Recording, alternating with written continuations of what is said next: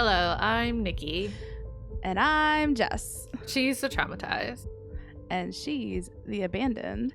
And welcome to our podcast, where we talk about true crime, spooky things, and everything in between. And today we're going to be talking about some natural disasters. And I'm really excited about them. They're really interesting. They're very sad and terrifying, but they're very interesting. So there's that. How was your week? Since you asked 2 days ago, it's been fine. We're doing the thing where we're gonna catch up and be like a week ahead. So we're recording this on a Monday. Yeah.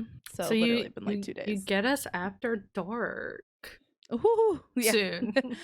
My lighting's gonna be trash here in an hour when the sun goes down. You still have the sun? Yeah. Oh, our sun's gone. Oh. Our sun's gone. Nothing much happened. Yeah. Family drama. I was gonna say we both had stupid family drama, but literally last night before bed. It's fine. It's fine. I was reminded of why I am called the abandoned on this podcast. So sad. We don't need that. We don't need childhood trauma coming back to bite us in the ass. It's fine. Okay. I'm fine. It's fine. Everything's fine. If we keep saying it's fine, then it's really fine. Right? Fake it till you make it. That's what we do here. No, but literally, I'm surrounded by my husband's family, so I don't think it's been it hasn't impacted me as hard as it probably would have if they weren't here. You know, I'm glad it worked out that way too, because then you literally have people who support you and care about you. So bonus families are the best. How was your day? Sunday. How was your Sunday? It was streamed. It was alright. I also had a little family. I wouldn't even say, I don't know I guess it's drama, but it's one of those things that it's a mixture between not my circus, not my monkeys, and only focusing on things you can control.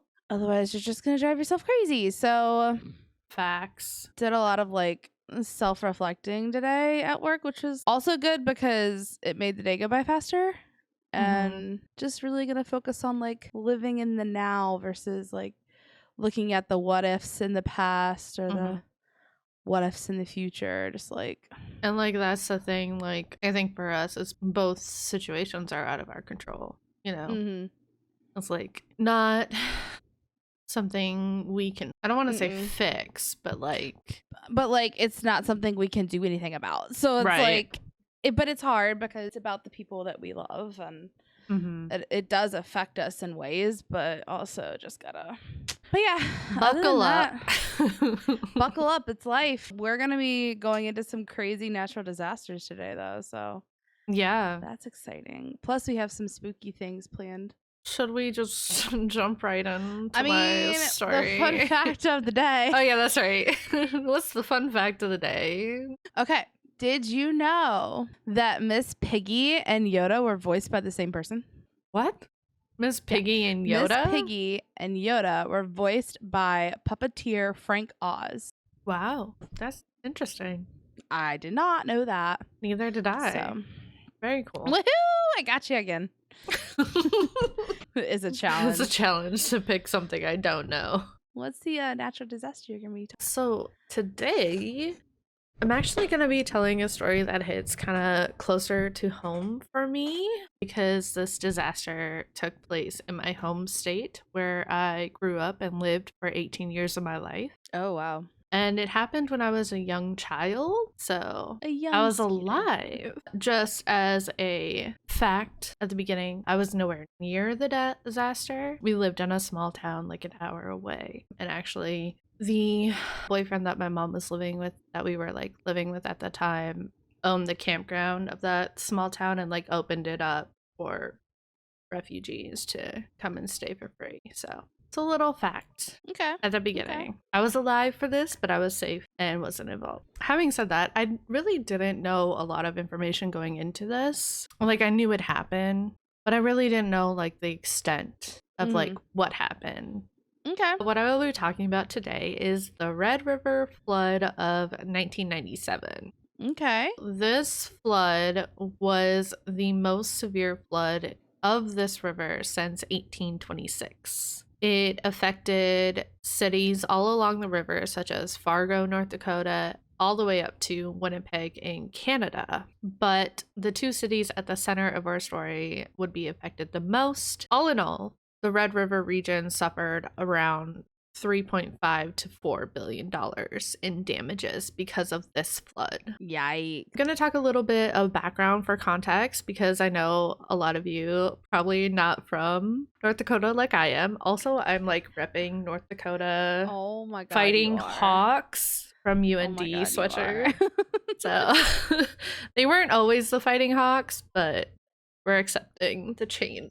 Yeah. Change is good. So a little bit of background context of like the area. So like I said, I'm from North Dakota, specifically the east side of the state, which is kind of like where we'll be talking about, which is kind of known as like the Red River Valley, or you'll hear me call it the Red River Basin. So either of those. And the Red River is a river that originates at the confluence of the Bois de Sioux River and the Otter Tail River. So basically two rivers join to form the Red River. It divides the states North Dakota and Minnesota completely. So like from bottom to top. Divides the states and continues into Manitoba, Canada, actually emptying into Lake Winnipeg. Okay. Fun facts.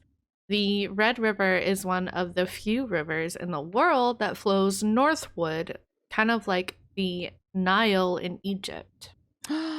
Ooh, okay. All around worldwide, there's only about 60 rivers that flow north.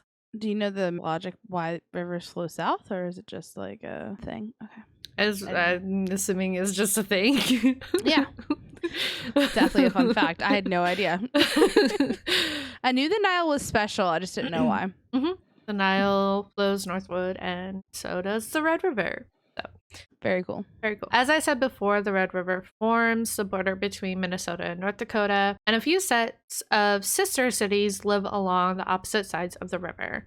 And so basically a sister city is when a relationship is formed between two geographically and politically distinct localities for the purpose of promoting like cultural and commercial ties. So for example, in North Dakota, there's Grand Forks in North Dakota, and then across the river in Minnesota is East Grand Forks.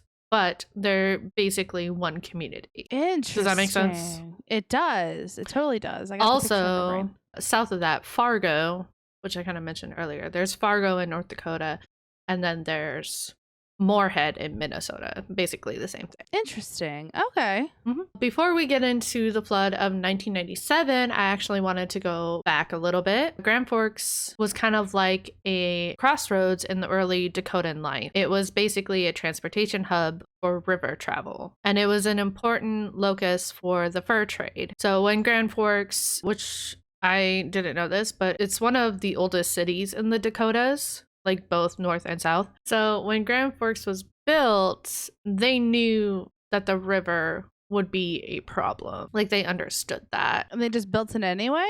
Yeah, because like I said, it was important crossroads for travel between like the rivers and the trains and the fur trade. It was like an important place to have. So it was worth the risk. Yeah, being that the area is extremely flat would lead to many flooding in the spring when the snow melts from the south to the north, along with the flow of the river. Basically, and I'll get into this a little bit later, the river flows northward, and usually snow melts from the south to the north. So basically, it's just like in the same direction. That makes sense. Gotcha. Yep. And exactly 100 years earlier, in April of 1897, there was a similar flood. This flood reached the 50-foot mark in the Grand Forks area. No flood before or after would reach that mark again. ... So now we're gonna flash forward to April of 1997. So literally 100 years later. The National Weather Service had predicted that the river that year would only crest at 49 feet. So crest is kind of like stop. Like they'll get this high, stop.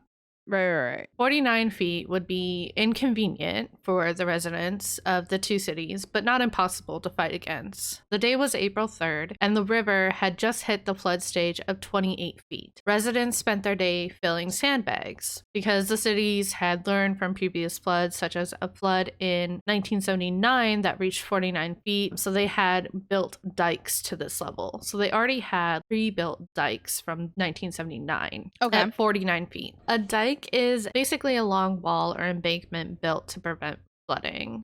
Okay. You see how so it's just literally like it's like a long hill. That runs like Okay. all along, and it's meant to like protect from flooding. That makes sense.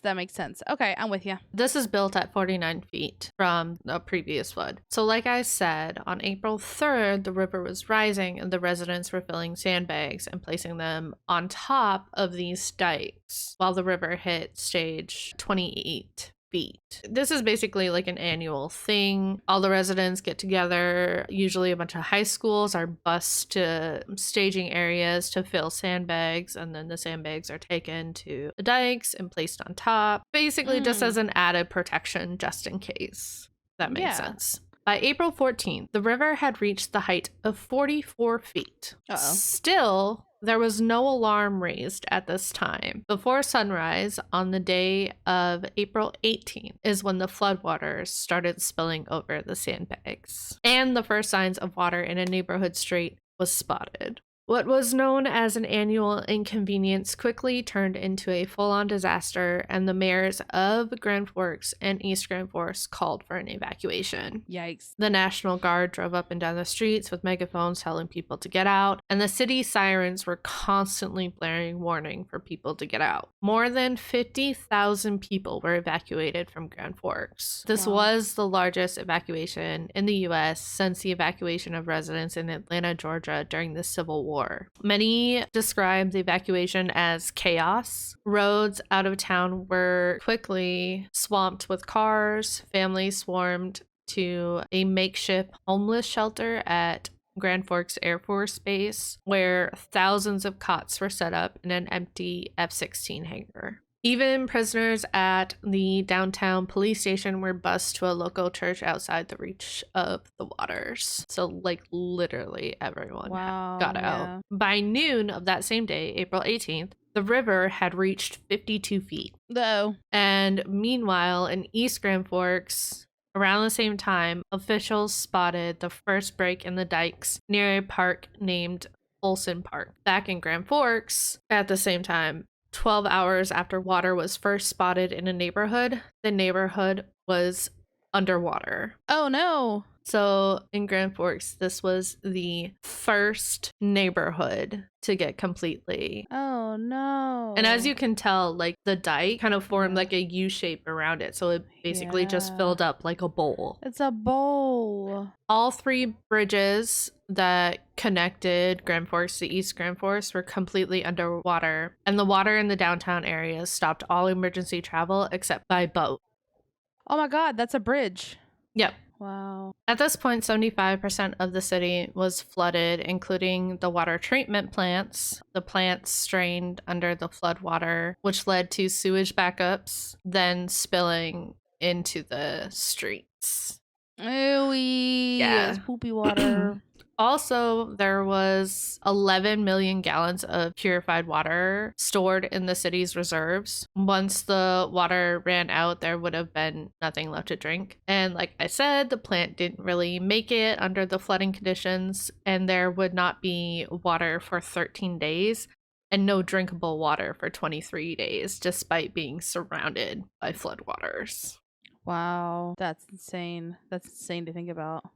By the next morning, April 19th, more than 4 feet of water flooded the downtown streets, making it even with the river. All efforts to contain the river at the river's edge were obviously halted. There was nothing left to do but to leave and wait for the water to recede. The Red River had won. Wow. There was a temporary earthen dike made along the road Washington Street or Drive. I don't remember what it's called exactly, to protect the rest of Grand Forks area, and that was set up about a mile away from the river. But the water would flood to almost 3 miles inland in some places, and the river finally crested on April 21st, just shy of 54.5 feet.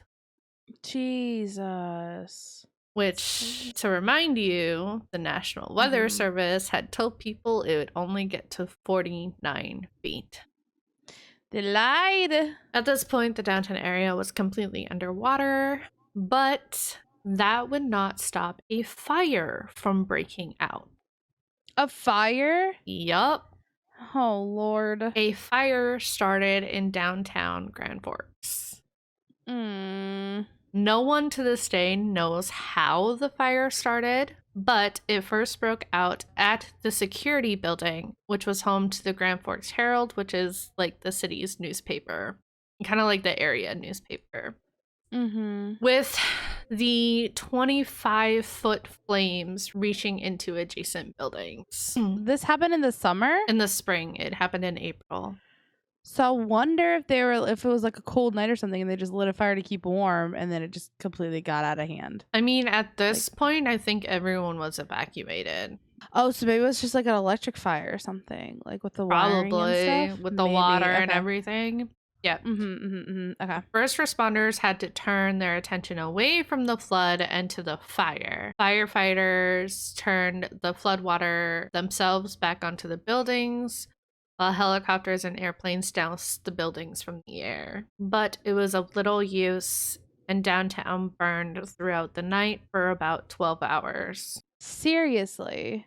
11 downtown buildings burned, essentially taking out almost 3 blocks. That just seems so, like, illogical. Like, what do you... Like, there's a huge-ass flood, and there's a fire that took out, like, that many buildings.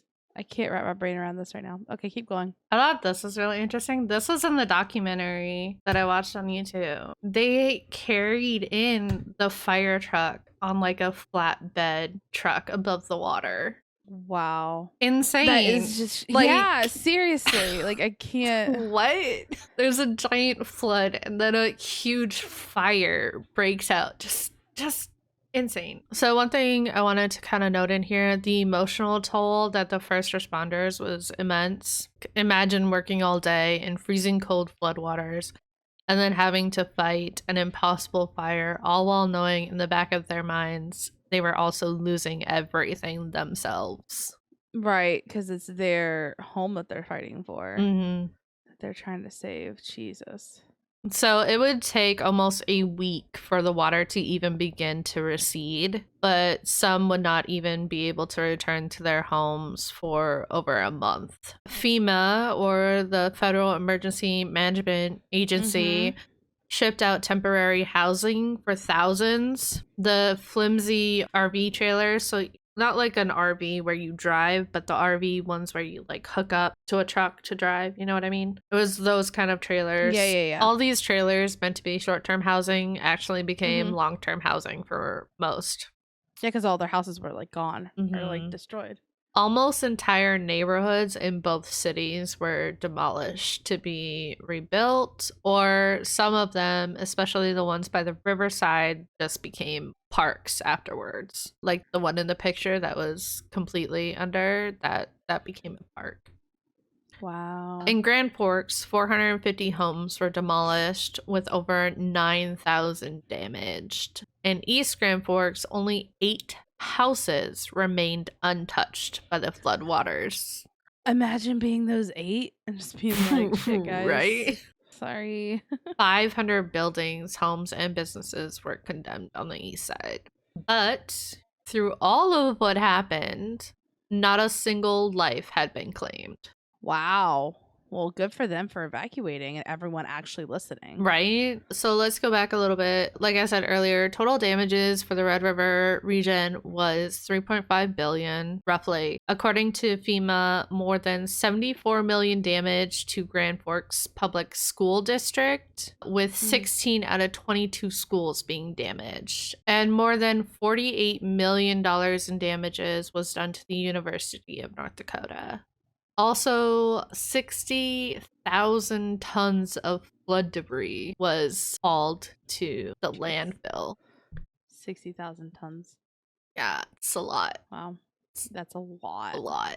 Then President Bill Clinton arrived in the area April 21st to talk about emergency funding and rebuilding funding and just overall what kind of aid they would need in the area. He was given a helicopter tour of the devastation, and after having a committee meeting with most of both states, like leaders, like the governors and mayors, to discuss the aid and everything, the president then addressed the people and evacuees at the airbase. And I have some direct quotes from his speech. Ooh, hit me with them. The first one. This was after he announced like everyone that he brought with him, because he brought some cabinet members, like the Secretary of Agriculture and stuff like that. So he stated, "We have all come, first of all, to see firsthand what it is you've been going through. Secondly, to pledge to do our part to help make you whole. And thirdly, to tell you that we're here for you. We have hardly ever seen such a remarkable demonstration of courage and commitment and cooperation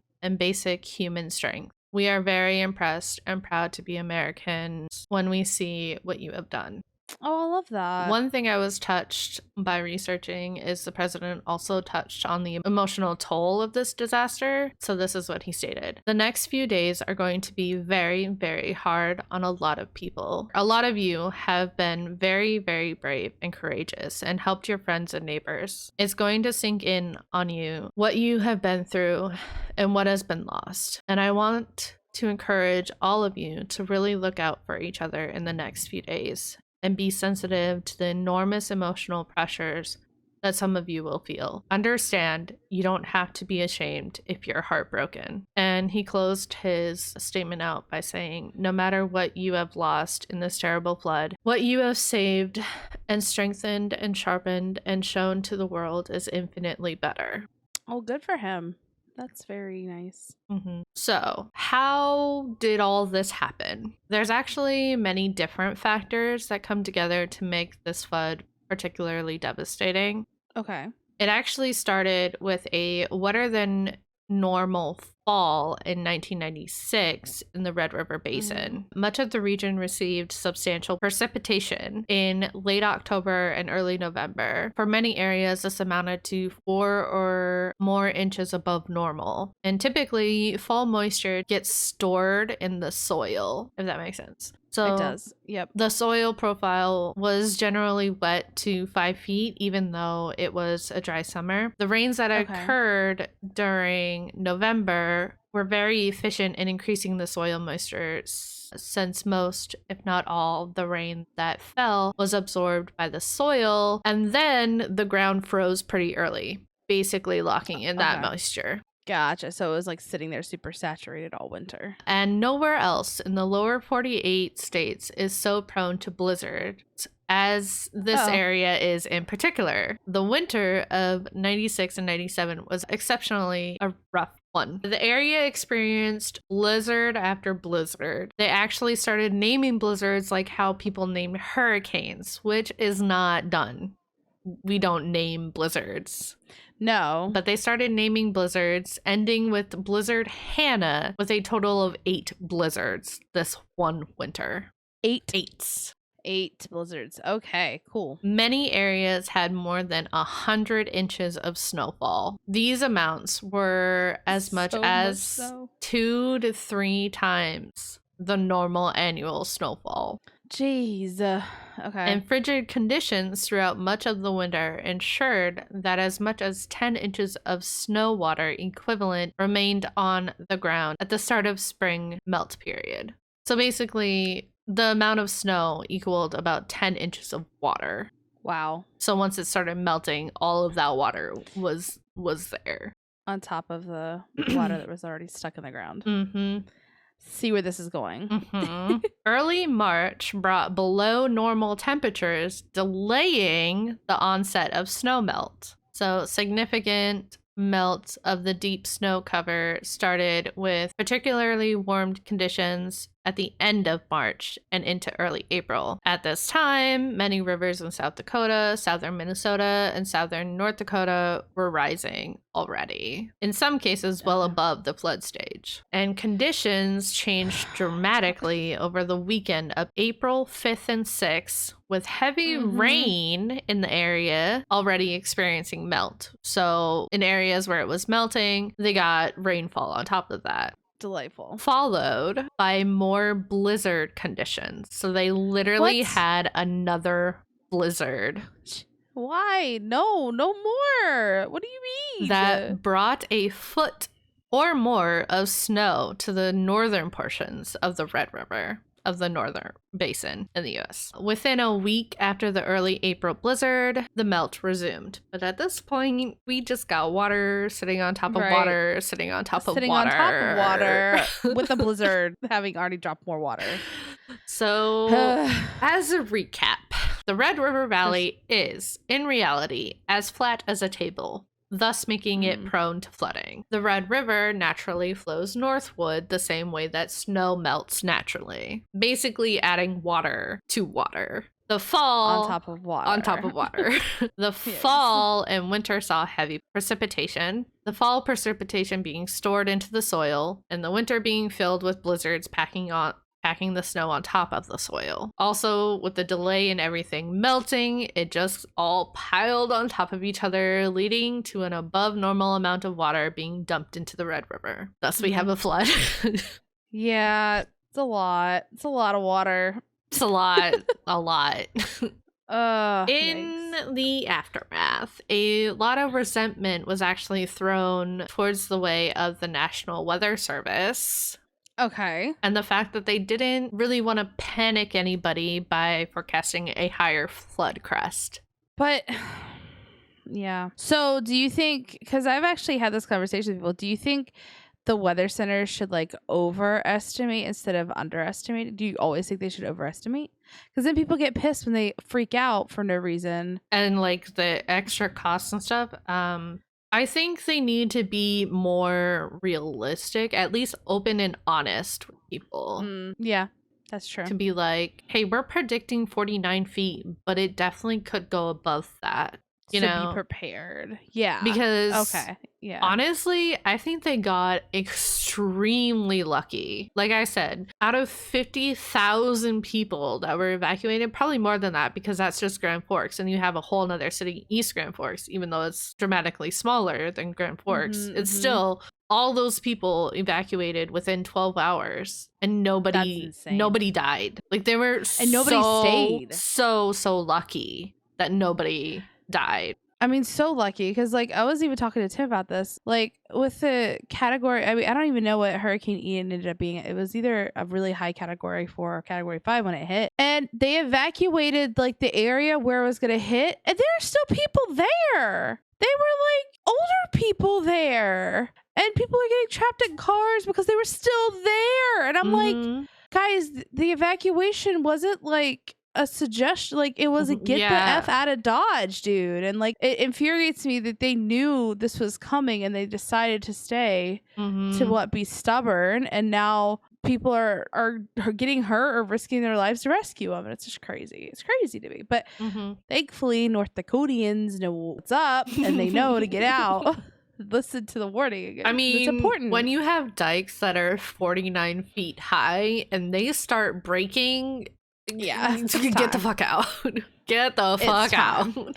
It's time. So yeah, they said that it would only get to 49 feet, and actually it became a thing in the area to say 49 feet my ass. Like people would put that on buildings and shit. So they were very angry. Yeah. I mean, they lost everything. Everyone lost pretty much everything. In July of that year, the Canadian Prime Minister and the United States President Bill Clinton appointed the International Red River Basin Task Force. This comprised of members from both countries, and their purpose was to find ways to improve flood forecasting. On top of that, the National Weather Service has since revised their method of forecasting spring floods. Increased technology and funding has allowed for the mapping of the entire Red River bottom for more flood monitoring gauges and up-to-date satellite images of the river at various flood stages. And of course, downtown was rebuilt.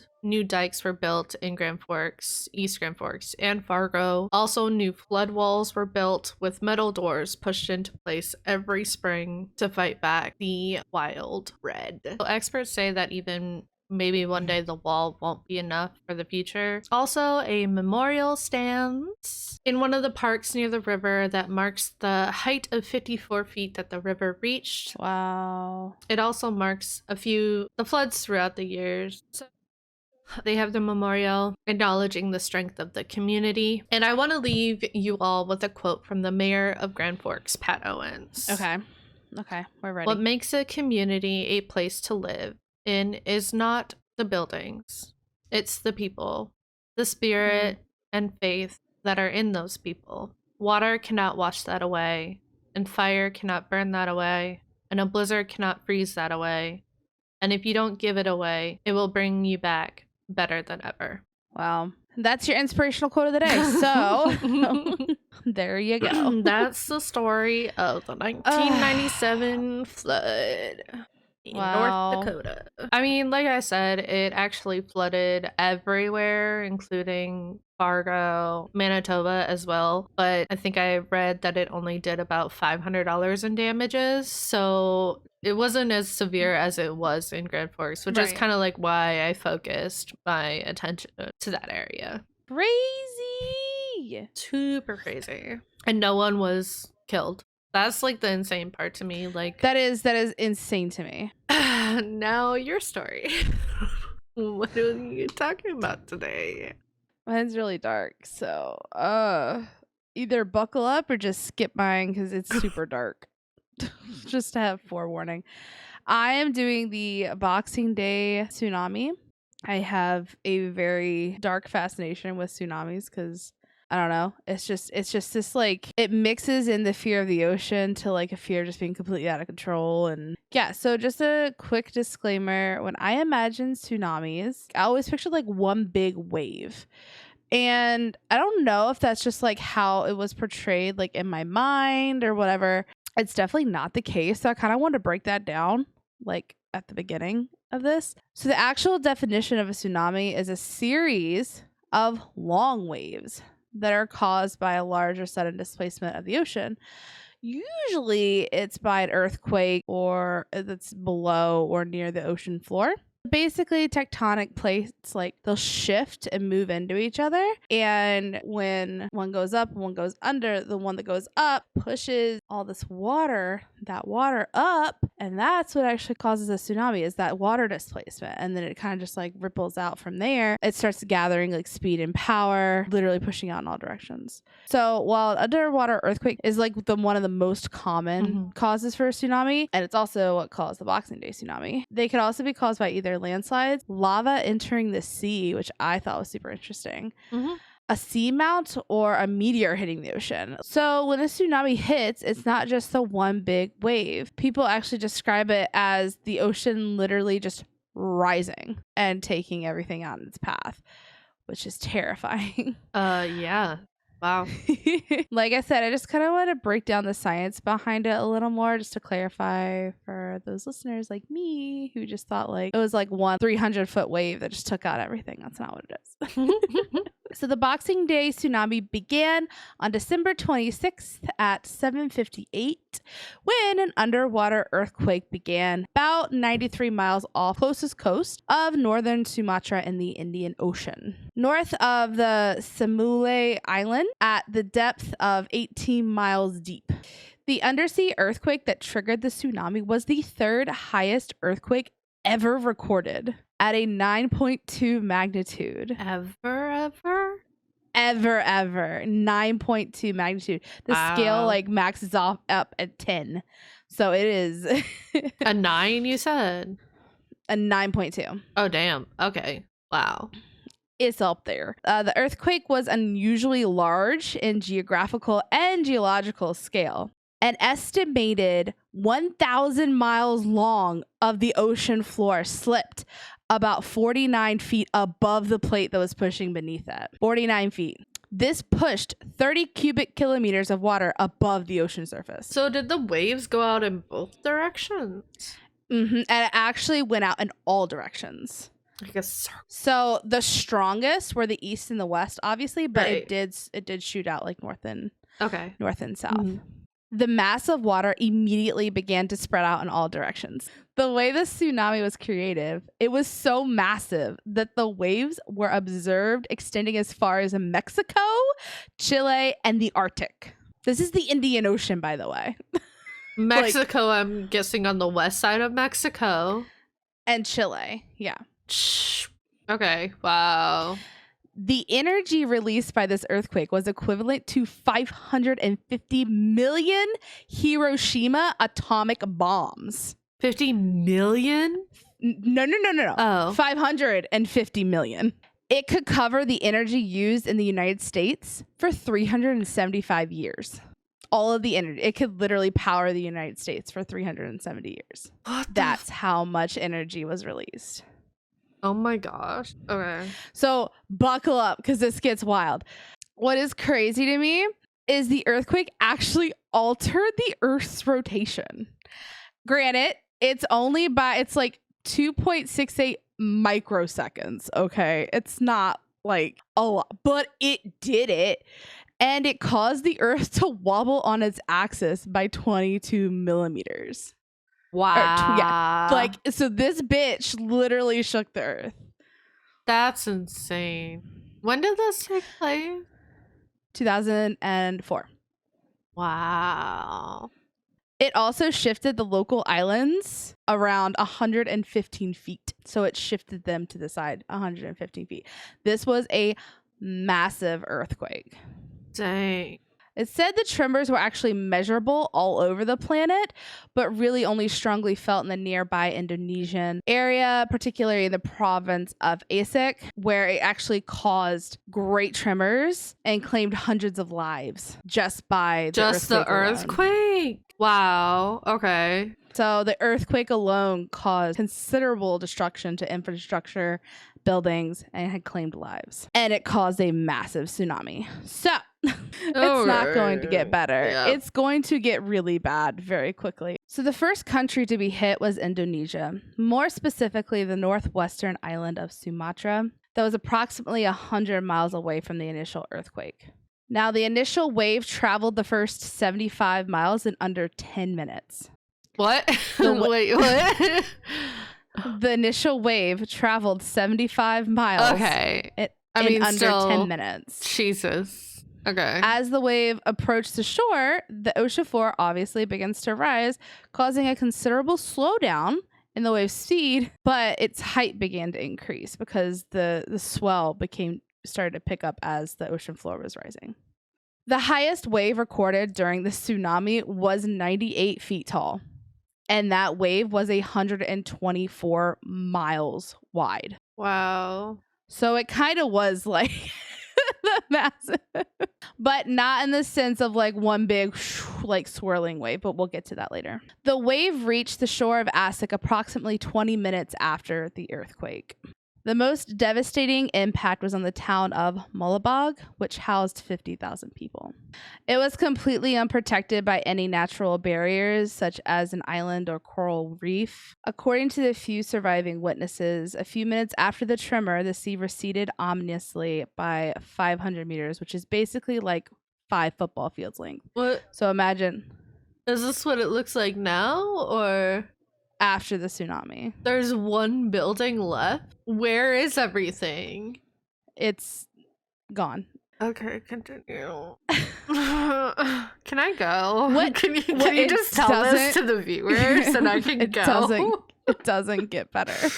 Okay. The water receded like 5 football lengths, exposed all of the seabed. To me, instantly, that means run. Granted, I wonder if that's just because it's something that's been programmed in my head because like this happened in 2004. So maybe we've learned. It blows my mind that people had no idea that that was a warning sign. No idea. They were intrigued by it. They went to investigate it. They didn't understand what was happening. And that's so scary. It's like there's so many videos of like people walking out into the seabed, and it's just like, don't do that. Please. So guys, listen, if you're anywhere near the ocean and the ocean disappears, Florida, run. Literally.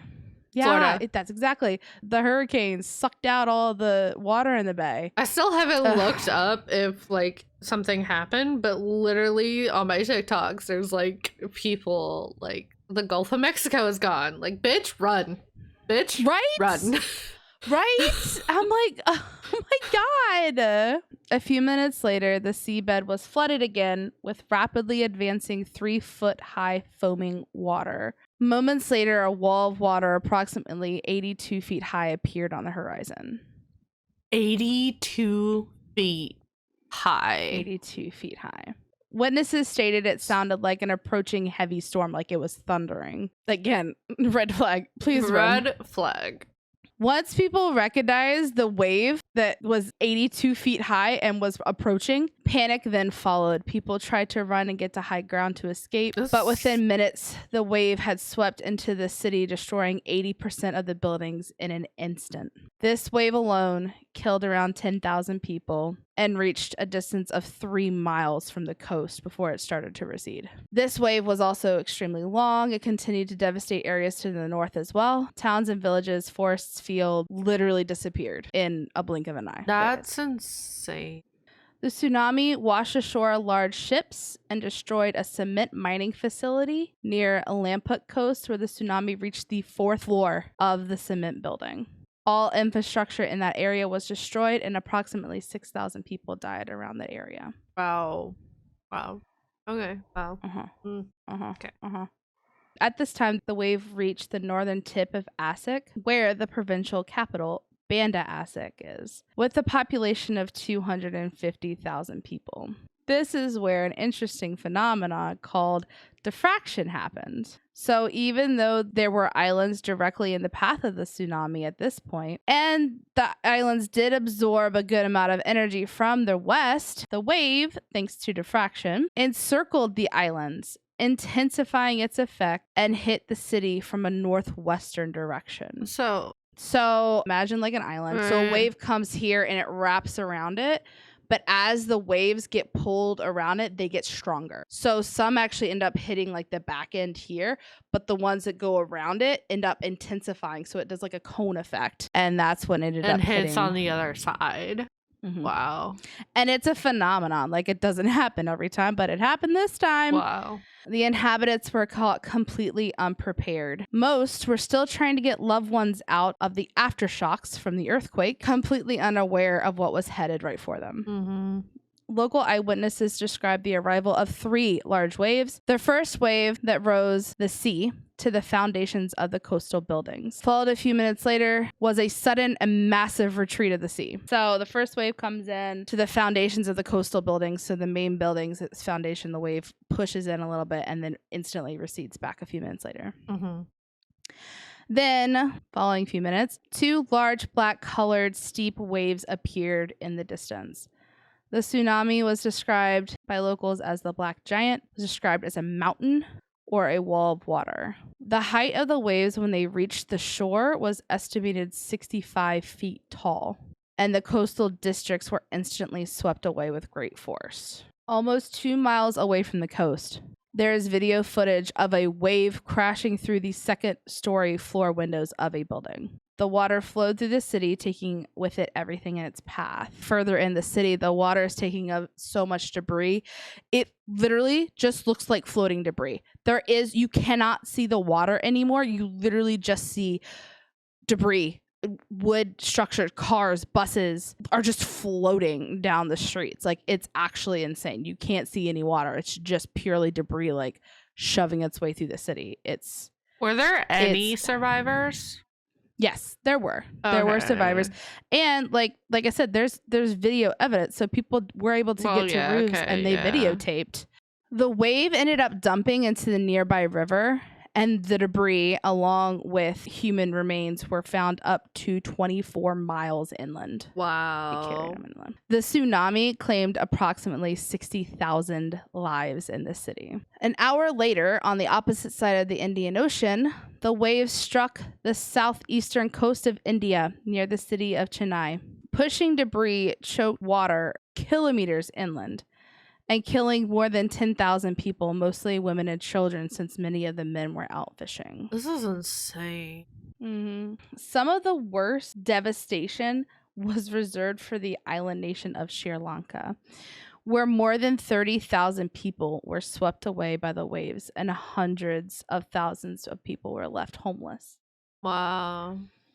They had no idea that anything had happened. Sri Lanka is over 1,050 miles away from the initial earthquake and hadn't felt any of the tremors. So approximately 1.5 hours after the earthquake, strange things started to happen. The water first began to swirl and shift strangely from side to side, and then eventually receded about a half a mile offshore. This, of course, intrigued the locals, who went to explore the exposed seabed, where they were fascinated by the fish and other animals that they usually don't see. In less than half an hour, the sea returned in the form of a small foaming flood that just took over the shore. Thanks to the first wave, though, most people on the shore saw this and had plenty of time to flee further away from the coast. As long as you were on the shore, you saw it. Mm-hmm. Moments later, a second wave rolled in, reaching heights anywhere between 6 and 32 feet tall. Now, the differing wave heights were determined by what was on the bottom of the ocean floor and how fast the ocean actually rose to meet the coastline. So some areas weren't as bad as others. Okay. The footage seen looks literally just like the coast has been flooded, or just like the ocean was just like, oh, I'm here now. It's actually crazy because in the ocean you have just the waves coming in. It's like the waves just keep coming in. It just continuously gets higher. And it's like, oh, this is where the ocean is now, but there were beaches and sand there, 5 seconds ago. Mm-hmm. It's insane. Also, wave diffraction happened here as well. Oh, no. So when the tsunami hit the eastern side of Sri Lanka, it wrapped around to the island. That caused it to hit the southern and southwestern regions of the island with increased force. I didn't realize this until now, but Sri Lanka is actually known for its resorts, where thousands and thousands of foreign visitors come to visit from all over the world. And they are located on the southern and southwestern regions. No. So besides the devastation of the resorts in Sri Lanka, there was a train running along the coastline that was overfilled with customers. And in Paralia, the tsunami hit.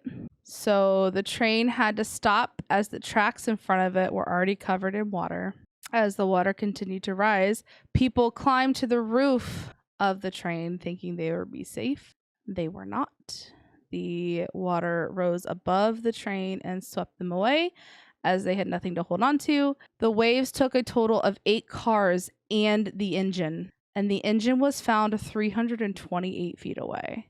You're talking about a train engine. Yeah. These waves are so powerful. Wow. They literally picked up a train engine. The estimated death toll for the train accident was 1,700 people, and it is also known as the world's worst train disaster. So there's a little not fucking fun fact, but it's there. The tsunami continued to destroy literally everything in its path. There were other areas affected. There were a lot. So I tried to hit like the main ones. Mm-hmm. Also, it was very mentally draining. It's hard to it's literally hard to watch people be there, their lives end. Yeah, be there and then all of a sudden not be there. Not right. Like it's crazy. Really to just drive home the strength of the tsunami. The last victims of Boxing Day perished nearly 8 hours after the initial earthquake, when the swelling seas and rogue waves caught swimmers by surprise in South Africa. No. 5,000 miles away from the quake's epicenter. What the fuck? Overall, the affected areas saw enormous trauma and the economic hardship to millions of people. So, this tsunami ended up claiming over 230,000 people in 14 different countries and would be known to be the deadliest tsunami in recorded history. Wow. And that's my story. That's it for this episode. That was a rough one. Yeah. But we made it. We made it. I know next week, I think we're going to take fictional characters, like spooky fictional characters. And are you yawning? It's 9 o'clock at night. I know. This is why, guys, this is why we record Saturday afternoon. So we're both like fresh. And usually we shower before. We're like, take our time. Like, I know I worked all day. You were there with family and Beanie, and you were up. You were up really early too, and I was like, "Hello." Yeah, because I had to finish my research. So if we're a little loopy, that's why. But we're gonna be doing like explaining some spooky fictional characters, how they are inspired by real serial killers, and I am super excited about that. Yeah, the next 2 episodes are gonna be our spooky edition episodes for Halloween. Spooky, scary skeleton. Don't let this one scare you off. I know it was heavy, I know it was long, but promise to pep it up next week. Or if you liked it, then leave a comment and let us know you liked it, because we can do more like it. I mean, let's be honest, we're gonna do more like this. Anyways, that's very true. Literally true crime / spooky / everything in between. So literally everything, hitting it all. Buckle up. This is what you signed up for if you're watching / listening to us. Anyway, guys, if you enjoyed this podcast, please don't forget to follow us. Leave a comment if you're watching on YouTube. Hi. Like and subscribe. We're growing. It's exciting. Subscribe. It'd be awesome. You can also find us on Twitter, Instagram, and TikTok with our username at TTATA Podcast. And always in the bio of all of those socials is our link tree, where you can email us ideas, or if you just want to, send us a hate comment or any comment, just send it our way. Just any comment. Any comment. Like okay, any PR is good PR. Any comment is a comment. No?